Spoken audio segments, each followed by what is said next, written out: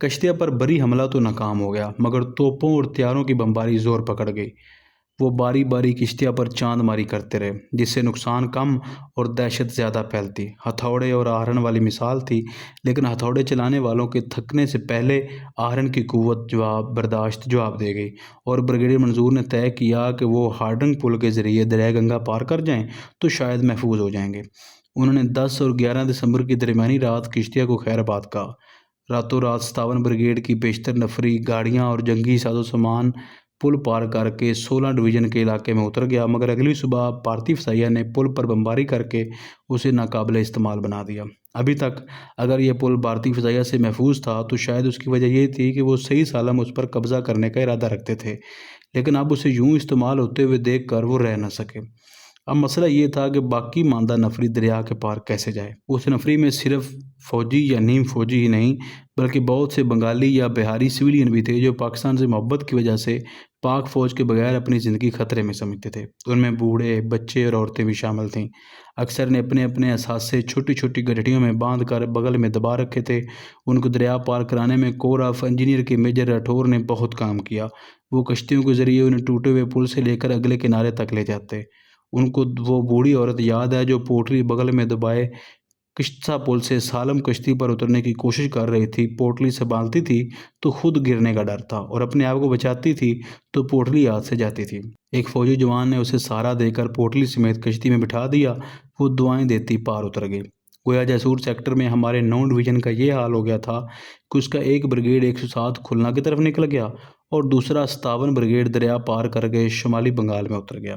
درمیان میں دشمن کے لیے راستہ کھلا تھا کہ وہ جتنی چاہے فوج لے آئے اور مشرق کی طرف پیش قدمی کرتا جائے۔ چنانچہ اب بھارت نے منگورا کی طرف توجہ دینی شروع کی۔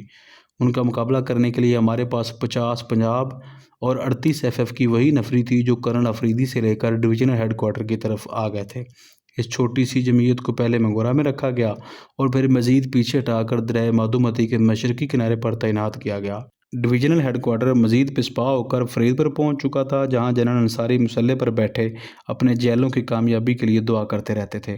ہماری مٹھی بھر یہ فوج دریائے مادھومتی کے کنارے دشمن کی آمد کا انتظار کرتی رہی، مگر دشمن نے اس کی طرف اس وقت تک توجہ نہ دی جب تک 57 بریگیڈ کا آخری فرد دریائے گنگا کے پار نہ اتر گیا۔ چنانچہ 2 دن کے وقفے کے بعد دشمن نے ہماری دفاعی پوزیشن پر فائرنگ کی۔ ہمارے نوجوانوں نے ڈٹ کر فائر کا جواب فائر سے دیا۔ دشمن کو اندازہ ہو گیا کہ سیدھا چڑھ دوڑنے کا خطرہ ہے، لہذا اس نے مکتی بانی کی مدد سے 7 کلومیٹر اوپر جا کر ایک ایسا مقام منتخب کیا جہاں عارضی پل باندھ کر دریا پار کیا جا سکتا تھا۔ چنانچہ ایک رات کے توقف کے بعد ہماری دفاعی پوزیشن پر دائیں پہلو سے حملہ کر دیا۔ اس ریلے میں ہمارے تھکے ہارے سپاہیوں کا قدم متزلزل ہو گئے، انہیں وہاں سے ہٹا کر فرید پورہ پہنچا دیا گیا۔ وہ وہاں 15 دسمبر کو پہنچے اور اگلی صبح دشمن نے ابھی ان کے نئے دفاعی قلعے پر دستک نہیں دی تھی کہ ڈھاکہ سے اطلاع آ گئی کہ جنگ بندی کا فیصلہ ہو گیا ہے۔ ناٹور سیکٹر ڈویژن شمالی بنگال باقی صوبے سے 2 دریاؤں یعنی گنگا اور جمنا کے ذریعے کٹا ہوا تھا۔ اس کی مغربی اور شمالی سرحد بھارت سے ملتی تھی۔ رقبے کے لحاظ سے یہ سب سے بڑا سیکٹر تھا اور اس کی کمان ایک وسیع الجثہ اور وسیع القلب جرنیل کے سپرد تھی، جس کا نام میجر جنرل سید نذر حسین شاہ تھا، جو اپریل کے آغاز میں 16 ڈویژن کے GOC بن کر آئے تھے اور اپریل سے دسمبر تک شرپسندوں کی سرکوبی اور عام انتظامی امور کی وجہ سے اپنے علاقے کے چپے چپے سے واقف ہو چکے تھے۔ ان کے سیکٹر کی جغرافیائی خصوصیات یہ تھیں کہ اس کے شمال مشرق میں ایک چھوٹا سا دریا بہتا تھا جسے ٹسٹا کہتے تھے۔ اس دریا کے اس پر لال منیر ہاٹ کا ننھا سا ہوائی اڈہ، کری گرام کا ریلوے جنکشن اور پٹ گرام جیسے اہم علاقے واقع تھے۔ گویا یہ علاقہ بذات خود ایک سیکٹر یا سب سیکٹر کی حیثیت رکھتا تھا۔ اس سیکٹر کی دوسری خصوصیت یہ تھی کہ اس کا شمالی بارڈر کٹا پھٹا تھا۔ سرحد کہیں شرما کر 5-10 میٹر اندر سکڑ آتی اور کہیں جرأت رندانہ دکھا کر 15-20 میٹر باہر پھیل جاتی تھی۔ نقشے پر یوں معلوم ہوتا تھا کہ کھلے ہاتھ کی انگلیوں کے پور نظر آ رہے ہیں، کوئی اونچا کوئی نیچا۔ ان کی دفاعی اہمیت یہ تھی کہ اگر ہر کٹاؤ کے ساتھ فوجی متعین کیے جاتے تو 16 ڈویژن کا بیشتر حصہ انہی کی نظر ہو جاتا، اور اگر انہیں یوں ہی چھوڑ دیا جاتا تو مکتی بانی اور اس کے آقا انہیں بآسانی ہڑپ کر لیتے۔ اس سیکٹر میں کھلے عام ہاتھ کی بلند ترین انگلی بھارت کی گردن کو جا چھوتی تھی، جو مغربی بنگال، بہار کو آسام تریپورہ سے ملاتی تھی۔ اس گردن نما پٹی کی چوڑائی بمشکل 25 کلومیٹر تھی، جس کے جنوب کونے پر ہماری سرحد کا بلند ترین ابھار ٹٹالیا تھا۔ دشمن کو ڈر تھا کہ اگر پاکستان نے ٹٹالیا سے بڑھ کر 25 کلومیٹر کی پٹی پر قبضہ کر لیا تو بھارت کی افواج 2 حصوں میں کٹ کر رہ جائیں گی۔ چنانچہ اس نے جنگ سے پہلے ہی ٹٹالیا پر قبضہ کر کے اپنے آنے جانے کا راستہ محفوظ کر لیا تھا۔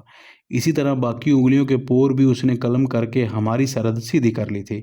اس سیکٹر کی مغربی سرحد گھوڑے کی کاٹھی کی مانند تھی۔ دباؤ والی جگہ پر حلی کا مقام تھا جس پر سواری کرنے کی بھارت نے بہت کوشش کی۔ اس کا احوال آگے آئے گا۔ حلی کے شمال اور جنوب میں سرحد پھولے ہوئے پیٹ کی طرح باہر نکل آتی تھی۔ اس حصے میں سب سیکٹر میں یہی خطرہ تھا کہ دشمن اس دباؤ کو اور دبا کر شمالی بنگال میں گھس آئے گا اور وہاں سے 45 کلومیٹر دور اس سڑک کو کاٹ دے جو شمال اور جنوب میں رابطے کا واحد ذریعہ تھی۔ اس علاقے میں سڑک کے علاوہ شمالن جنوبل ریلوے کی پٹڑی بھی تھی، مگر وہ حلی کے مقام پر بارڈر سے اتنی قریب گزرتی تھی کہ ریلوے اسٹیشن کی عمارت ایک ملک میں تھی اور پٹڑی دوسرے ملک میں۔ گزشتہ مارچ کے بعد حالات خراب ہوتے ہی یہاں سے ریل گاڑیوں کی آمد رفت معطل ہو گئی تھی۔ باقی سڑکیں جو شمال سے پھوٹتی اور جنوب کی طرف بڑھتی تھیں شمالی حصے تک محدود تھیں۔ شمالی اور جنوبی علاقوں کو ملانے والی سڑکیں بہت کم تھیں۔ یہاں کی سب سے بڑی سڑک 153 کلومیٹر لمبی تھی جو رنگ پور کو بوگرا سے ملاتی تھی۔ بوگرا سے ایک سڑک ناٹور کو نکلتی تھی جہاں جنرل نذر حسین شاہ کا ڈویژنل ہیڈ کوارٹر تھا، اور دوسری کولن گھات کے راستے ڈھاکہ کو جاتی تھی۔ اس علاقے میں دشمن کے عزائم کیا ہو سکتے تھے؟ ایک خیال یہ تھا کہ وہ اپنی گردن، جسے سلگری نیک کہا جاتا ہے، بچانے کے لیے شمال سے حملہ آور ہوگا اور ہماری دفاعی پوزیشنوں کو لپیٹتا ہوا جنوب کی طرف بڑھے گا۔ اس مفروضے کی حمایت میں یہ دلیل دی جاتی تھی کہ اس سیکٹر میں دشمن کا سب سے بڑا مسئلہ اپنی گردن کو بچانا اور رابطے کے اس راستے کو محفوظ اور وسیع کرنا ہے جہاں سے چین کی سرحد بمشکل 75 کلومیٹر دور تھی۔ اس راستے کو وسیع کر کے وہ پاکستان اور چین کے درمیان فاصلہ بھی بڑھا سکتا تھا۔ اس مفروضے کی مخالفت میں یہ کہا جاتا تھا کہ اگر وہ شمال سے پیش قدمی کرتا ہوا 100-200 کلومیٹر آ بھی جائے تو سقوط مشرقی پاکستان کا مقصد حاصل نہیں ہو سکتا۔ البتہ اس کا مقصد صرف بنگلہ دیش قائم کرنے کے لیے ایک قطعہ زمین حاصل کرنا ہے تو یہ حکمت عملی اس کے لیے مفید ثابت ہو سکتی ہے۔ دشمن کے عزائم کے متعلق مفروضہ یہ تھا کہ وہ حلی کے راستے داخل ہو کر سیدھا مشرق کی طرف بڑھے گا تاکہ اس سیکٹر کو 2 حصوں میں کاٹ دے اور اوپر والے حصے کو بنگلہ دیش بنا لے۔ اس سے اس کے 2 مقاصد حاصل ہو سکتے تھے۔ ایک تو یہ کہ سیلگوری والا راستہ وسیع اور محفوظ ہو جاتا تھا، اور دوسرے بنگلہ دیش کے لیے موزوں قطعہ زمین بھی آ جاتا تھا جس سے زرخیز زمین کے علاوہ لال منیر ہاٹ کا ہوائی اڈہ، کریگرام، رنگ پور اور دناج پور کے ریلوے جنکشن بھی شامل تھے۔ دشمن کے عزائم کے اس تجزیے کے پیش نظر جنرل نذر حسین شاہ نے اپنے دونوں بریگیڈوں کو اس طرح لگایا کہ دشمن شمال سے جنوب کی طرف بآسانی پیش قدمی کر سکے، نہ حلی کے راستے داخل ہو کر شمالی بنگال کو 2 حصوں میں کاٹ سکے۔ انہوں نے بریگیڈیئر انصاری کی قیادت میں 23 بریگیڈ کو رنگ پور میں رکھا اور اس کی نفری شمال، شمال مشرق اور شمال مغرب کے سرحدی علاقوں میں پھیلا دی۔ دوسرا بریگیڈ 205 بریگیڈیئر تجمل حسین کی زیر نگرانی بوگرا میں تعینات کیا اور اس کے قابل اعتبار پلٹن 4 فرنٹیئر فورس کو حلی کے دفاع پر لگا دیا۔ باقی نفری کو حلی کے شمال اور جنوب میں پھیلا دیا۔ جنگ سے تو کچھ عرصہ پہلے جو ہنگامی بریگیڈیئر ہیڈ کوارٹر کھڑے کیے گئے تھے ان میں سے ایک کو راجشاہی میں رکھا گیا۔ اس کی کمان بریگیڈیئر اشرف کے سپرد تھی جس کی زیر کمان نفری زیادہ تر نیم عسکری تنظیموں سے لی گئی تھی۔ اس علاقے میں کوئی ایسی خوبی نہ تھی جو دشمن کی توجہ اپنی جانب مبذول کرتی۔ صرف دریائے گنگا میں کشتیوں کے ذریعے داخل ہو کر راجشاہی کے پاس اترنے کی کوشش کر سکتا تھا، مگر کشتیوں پر وہ کہاں تک ٹرک، توپیں اور ٹینک لاتا؟ امکان یہی تھا کہ اس حصے میں تند و تیز جنگ نہیں ہوگی۔ جنرل نذر حسین کے دفاعی وسائل میں ایک چیز ایسی تھی جو مشرقی پاکستان میں نایاب تھی، یہ تھے ٹینک۔ اس صوبے کی واحد ٹینک ریجمنٹ 29 کیولری 16 ڈویژن کے پاس تھی، جس کی وجہ یہ تھی کہ میدان جنگ کی نبض پہنچانے والے ماہرین کا خیال تھا کہ اگر مشرقی پاکستان میں کہیں ٹینکوں کی لڑائی ہو سکتی ہے تو وہ شمالی بنگال میں، کیونکہ یہاں ندی نالے نسبتاً کم تھے اور کھیتوں میں پانی زیادہ عرصہ نہیں رکتا تھا۔ اس ریجمنٹ میں، جس کا ہیڈ کوارٹر رنگ پور میں رکھا گیا تھا، M24 ساخت کے ٹینک تھے جو دوسری جنگی عظیم میں کارہائے نمایاں انجام دینے کے بعد کوریا 1951 کی جنگ میں اپنے جوہر دکھا چکے تھے۔ ان کا ماضی شاندار صحیح مگر حال خستہ تھا۔ ان کی توپوں کے دہانے اتنے ملائم ہو چکے تھے کہ گولہ پوری شدت سے باہر نہیں نکلتا تھا، اور جب نکلتا تھا تو 1000 میٹر سے دور نہ جاتا تھا۔ ان ٹینکوں کی رفتار بھی عمر کے ساتھ ساتھ مدھم پڑ چکی تھی، مگر بے اولاد گرانے میں اپاہج بچہ بھی بڑی اہمیت رکھتا ہے۔ ہمیں مشرقی پاکستان میں اس کیلری ریجمنٹ پر بڑا فخر تھا۔ یہ ہمارے زور بازو کی علامت تھے۔ جہاں ٹینک ہوتے، جوانوں کے حوصلے بلند تر ہو جاتے۔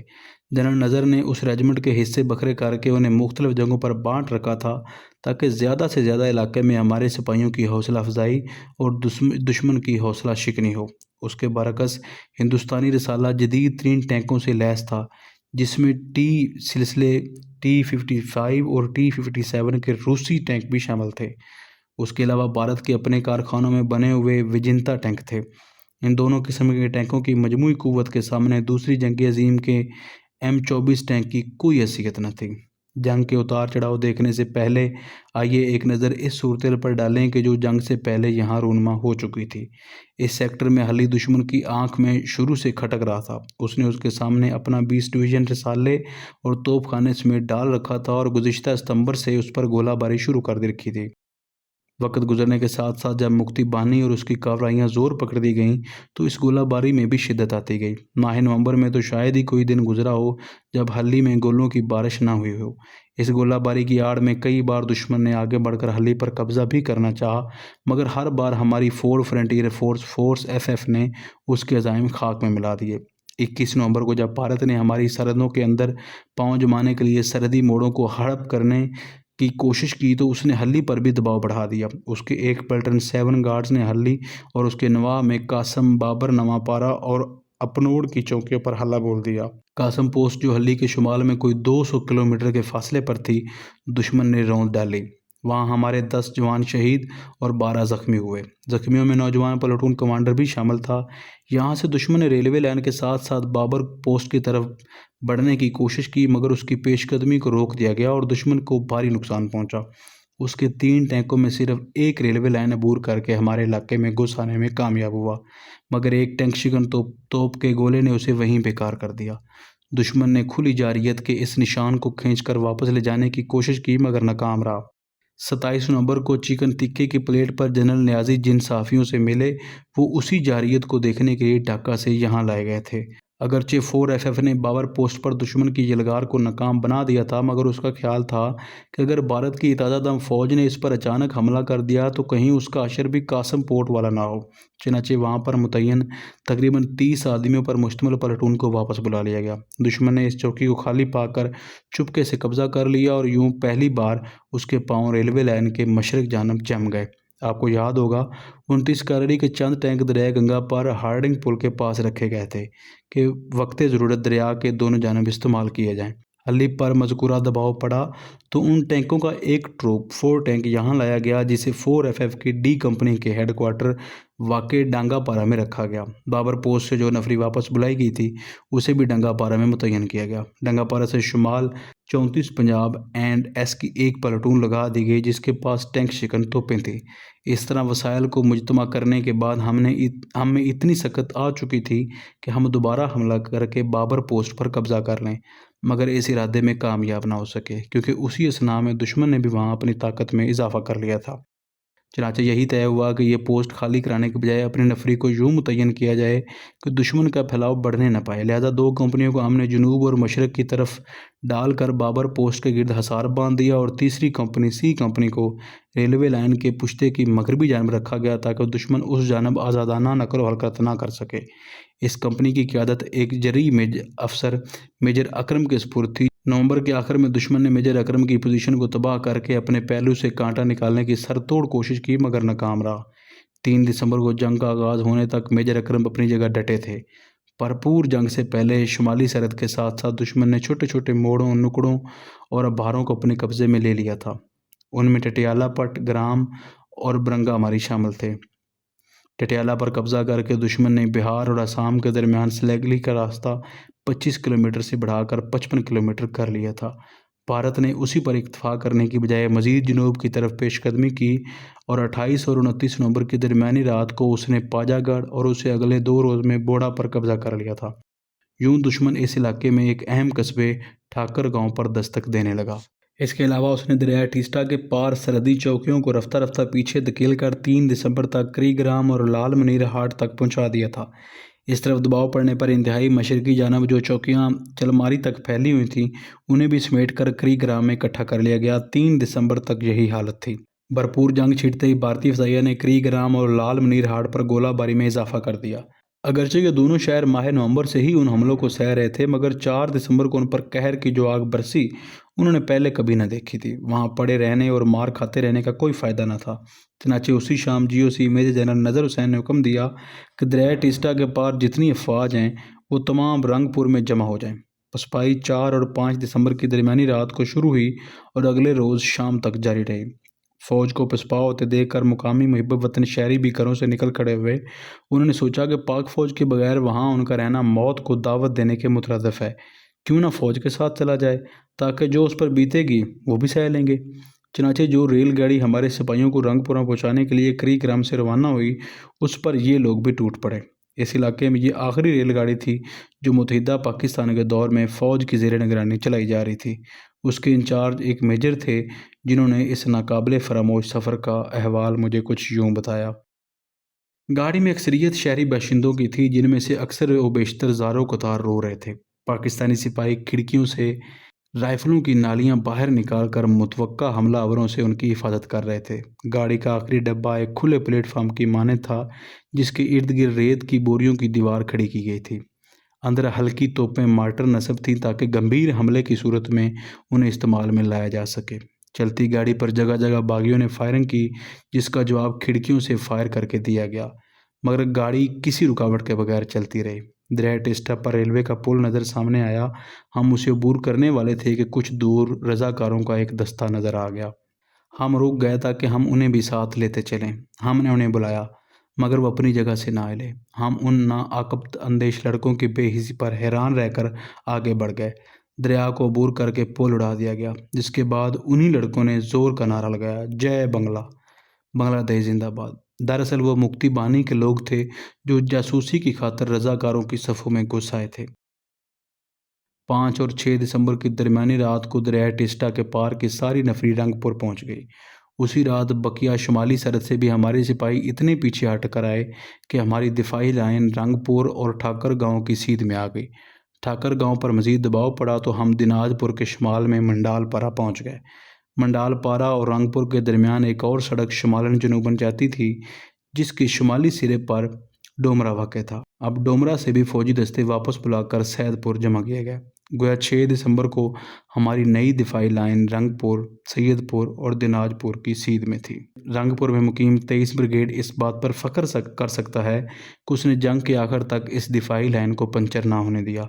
دوسری طرف ہلی کے مقام پر دشمن نے بھرپور جنگ چھیڑتے ہوئے ہمارے دفاع میں شگاف ڈالنے کی سر توڑ کوششیں شروع کر دیں۔ 4FF جو کئی مہینوں سے دشمن کا ڈٹ کر مقابلہ کر رہی تھی، اب بھی اپنے مورچوں میں جمی رہی۔ البتہ ہلی سے 11 کلومیٹر شمال میں چرائی کے مقام پر دشمن کو ہماری پوزیشن میں ایک ملائم مقام مل گیا جس سے وہ فائدہ اٹھا سکتا تھا۔ چرائی میں ابتداً ہمارے پاس ایک کمپنی تھی، 100-125 افراد، مگر نومبر کے آخر میں قاسم پورٹ والے سانے کے بعد یہاں کچھ مزید نفری ہٹا کر ایک اور جگہ بھیج دی گئی جہاں اس کی زیادہ ضرورت تھی۔ گویا چرائی میں ہماری دفاعی پوزیشن کمزور ہو گئی تھی۔ اس کی وجہ یہ بھی تھی کہ ہمارے کمانڈروں کا خیال تھا کہ یہاں کسی بڑے بھارتی حملے کی توقع رکھنا عبث ہے، کیونکہ نہ وہاں سے کوئی بڑی سڑک پھوٹتی ہے جس پر چڑھ کر وہ آگے بڑھ سکے گا، اور نہ ہی اس علاقے میں کوئی ایسا مقام ہے جو جنگی نقطہ نظر سے بھارت کے لیے اہمیت رکھتا ہو۔ مزید برآں عام خیال یہ تھا کہ اس علاقے میں کم از کم نقشے پر ایسے دلدلی علاقے ہیں جن سے ٹینکوں کا گزرنا مشکل تھا۔ مکتی بانی اس علاقے کے تمام خد و خال سے واقف تھی۔ اس نے اپنے آقاؤں کو بتایا کہ ہلی پر سڑ پھوڑنے کی بجائے اگر اس کے اوپر یا نیچے قسمت آزمائی کی جائے تو کامیابی حاصل ہو سکتی ہے۔ بھارت نے جب چرائی کا انتخاب کیا تو مکتی بانی والوں نے اسے بتایا کہ علاقہ بالکل خشک پڑا ہے اور وہاں پاکستان کی نفری بھی بہت تھوڑی ہے۔ چنانچہ دشمن نے مکتی بانی کی رہنمائی میں ایک کمپنی اور چند ٹینک ادھر روانہ کر دیے۔ انہوں نے چرائی کو گھیرے میں لے کر اس کے جنوبی حصے سے آگے بڑھنا شروع کیا۔ وہاں پر موجود پلاٹون کمانڈر نے شام کو اپنے افسر اعلیٰ کو وائرلیس پر اطلاع دی۔ میرے بائیں جانب دشمن کے ٹینک گزر کر رنگ پور بوگرا روڈ کی طرف بڑھ رہے ہیں۔ افسر نے کہا، بیوقوف، یہاں ٹینک کہاں؟ شام کے دھندلکے میں تم نے بھینسیں دیکھی ہوں گی۔ پلاٹون کمانڈر نے عرض کیا، سر آپ درست ہی کہتے ہوں گے، مگر ان بھینسوں پر 100 ملی میٹر دانے کی توپیں فٹ ہیں جو ہمارے مورچوں کو ایک ایک کر کے چگتی جا رہی ہیں۔ اگرچہ دشمن چرائی کو چیر کر آگے بڑھ چکا تھا، مگر اس کو پتہ تھا کہ اس کے جنوبی پہلو میں میجر اکرم اپنی سی کمپنی کے ساتھ موجود ہے۔ چنانچہ بھارت نے 2 مضبوط دستے شمال اور جنوب کی طرف روانہ کیے تاکہ وہ میجر اکرم کی کمپنی کو 2 جبڑوں میں بھینچ کر ختم کر دیں۔